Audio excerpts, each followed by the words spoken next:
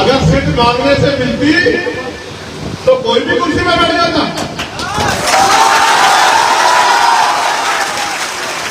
कुर्सी तो लोकतंत्र में छीननी पड़ती है और जो छीनता नहीं,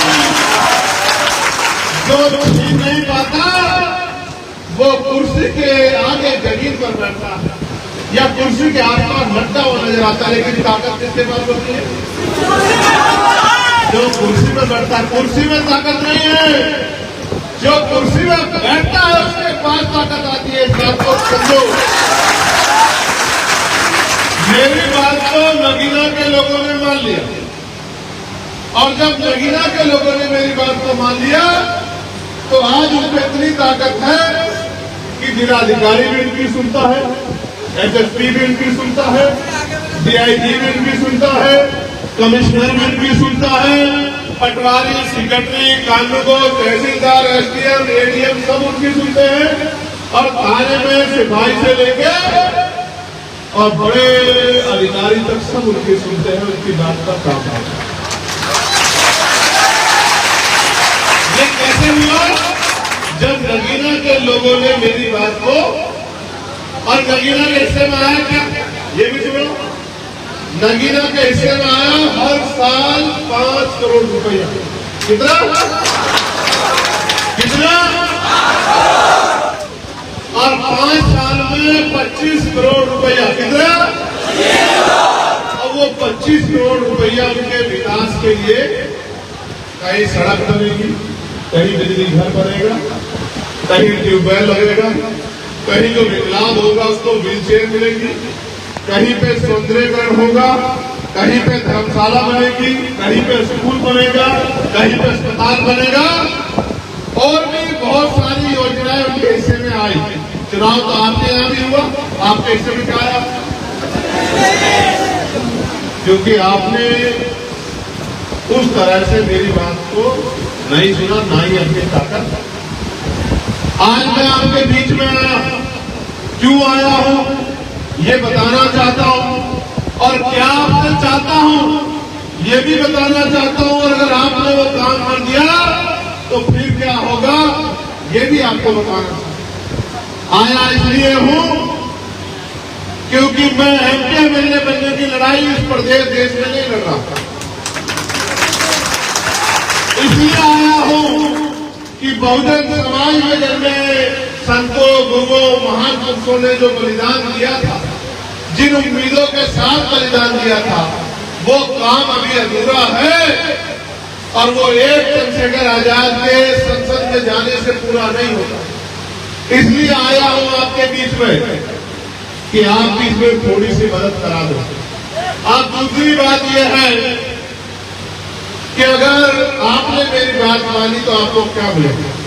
अगर आपने मेरी बात मानी और आने वाले उपचुनाव में मेरी बात के साथ खड़े होकर आज से ही गली गली, गांव गांव जाकर बहुजन समाज में भाईचारा पैदा करने का और बहुजन समाज में जागरूकता पैदा करके आजाद समाज पार्टी को वोट देने के लिए, के पक्ष में वोट देने के लिए अगर आपने तैयार कर दिया लोगों को तो क्या मिलेगा आपको? आपको भी मिलेगा 5 साल में 25 करोड़ रुपया। कितना?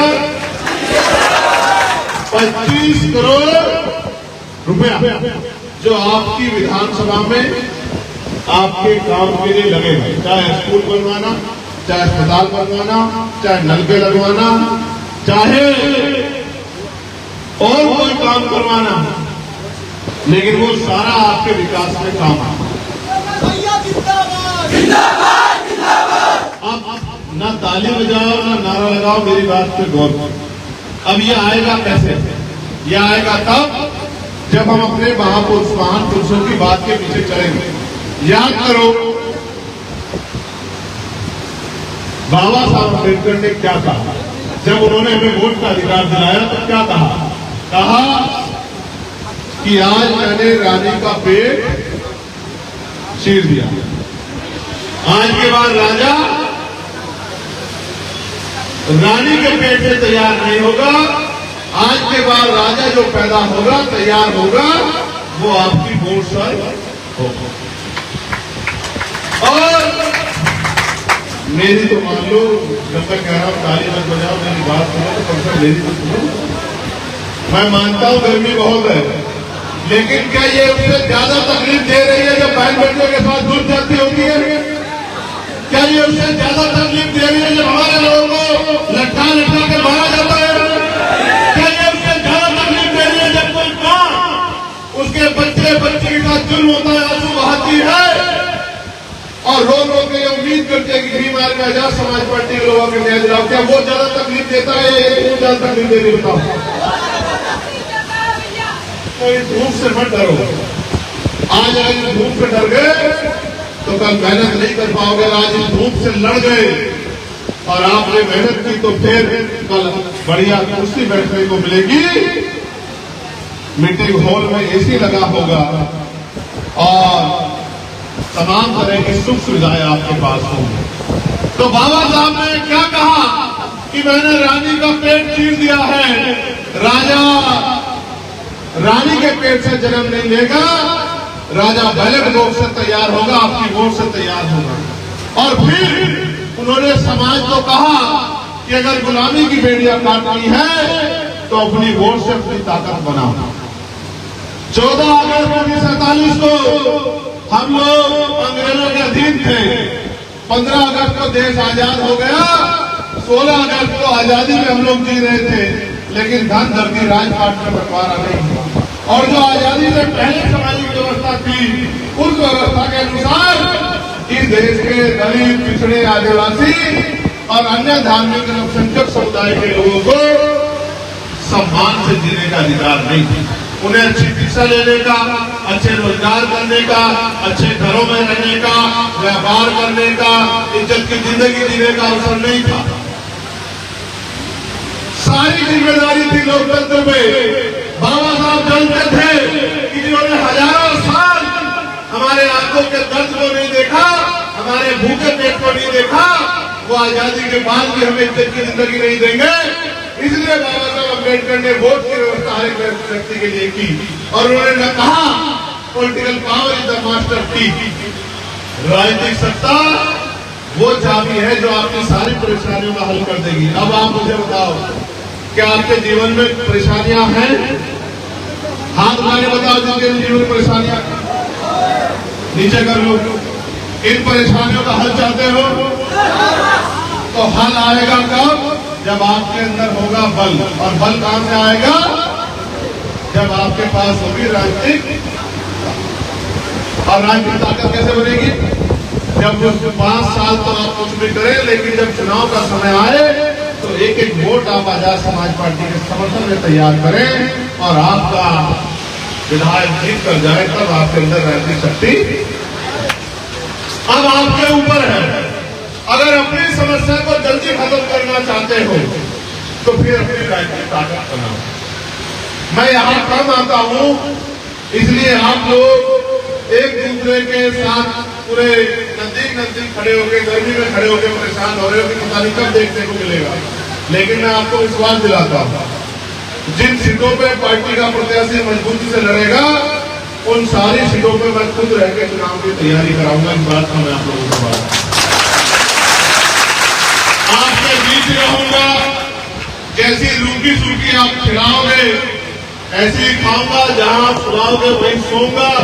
दुख सुख में आपके साथ रहूंगा, आपको समझा के तैयार करने का काम करूंगा और कोशिश करूंगा कि आपके हिस्से में भी 25 करोड़ रुपया आए, आपके हिस्से में भी नौकरी रोजगार आए।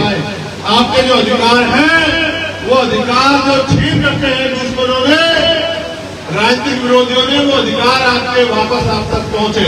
और जो जुल्म जाती हो रही है सत्ता के इशारे पे, बहन बेटियों के साथ, बुजुर्गों के साथ, किसानों के साथ, नौजवानों के साथ, वो बंद हो। आप महसूस करो, अभी मेरे पास एक चिट्ठी आई,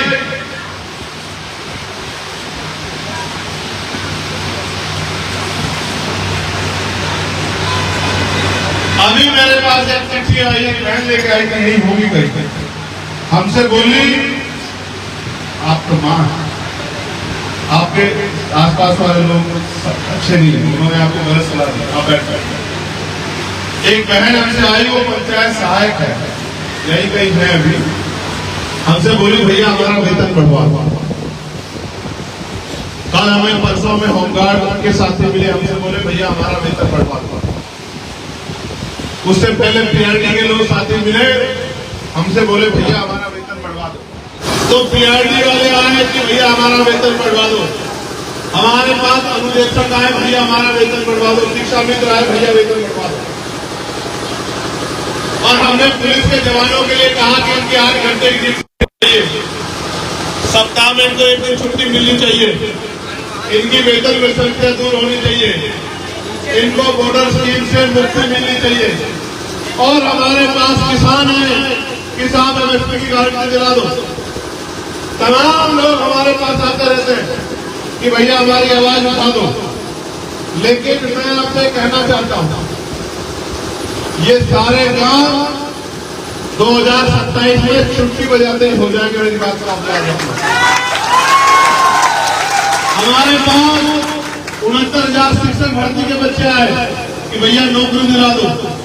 हमारे पास पुलिस भर्ती के जो बच्चे हैं, जिन भर्ती में घोटाला हुआ है, कि भैया भर्ती दोबारा करा दो। हमारे पास बीएड के बच्चे आए कि भैया सरकार के आदेश से हमने बीएड कर ली, अब उन्होंने कानून लागू कर दिया, राजपत्र जारी कर दिया कि बीएड वालों को नौकरी नहीं मिलेगी, भैया हमारी जान बचा दो, हमें रोजगार दिला दो। हमारे पास बीटीसी वाले भाई आए, बहनें आई कि भैया बीटीसी वालों को नौकरी दिला दो। तमाम लोग आए, लेकिन नौकरी कौन दिला सकता है बताओ? जिनका राजकाज होता है। और राजकाज किनका है? जिनकी सरकार है। और सरकार किनकी है? जिनके विधायक ज्यादा है।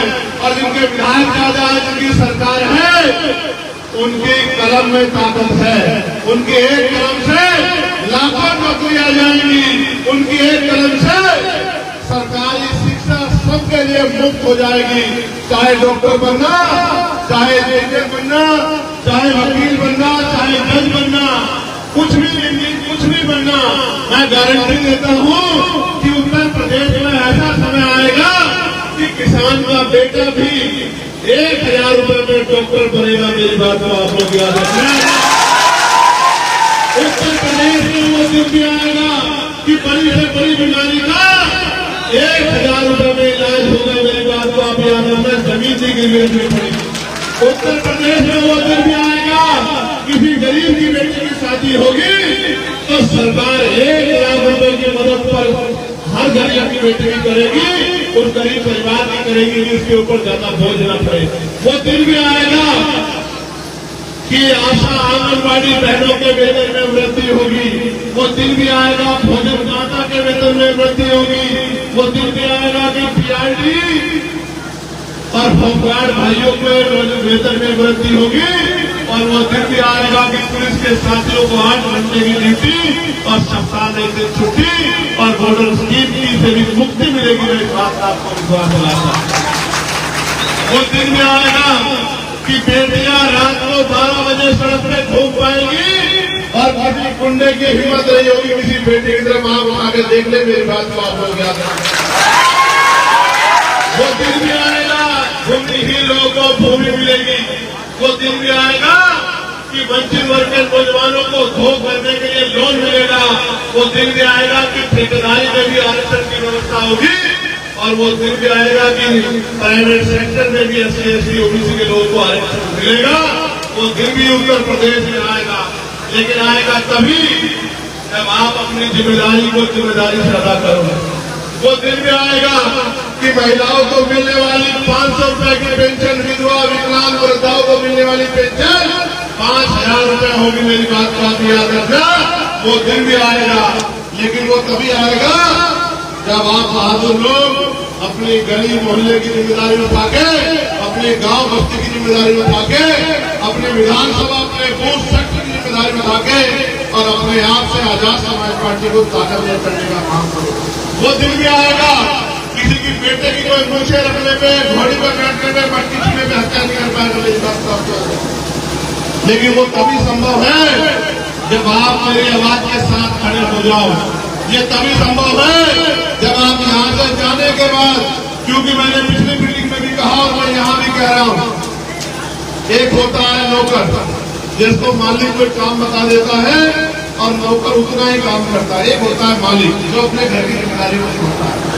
आजाद समाज पार्टी काशीराम ये मेरी पार्टी नहीं है, ये आप सबकी पार्टी है। ये बहुजन समाज के अंतिम व्यक्ति की पार्टी है। ये हर गरीब किसान मजदूर की पार्टी है। वो दिन भी आएगा कि किसानों को एमएसपी की गारंटी मिलेगी। वो दिन भी आएगा कि न्यूनतम वेतन 700 रुपए होगा रोजाना का। मेरी बात को याद रखना। और समान कार्य समान वेतन लागू होगा।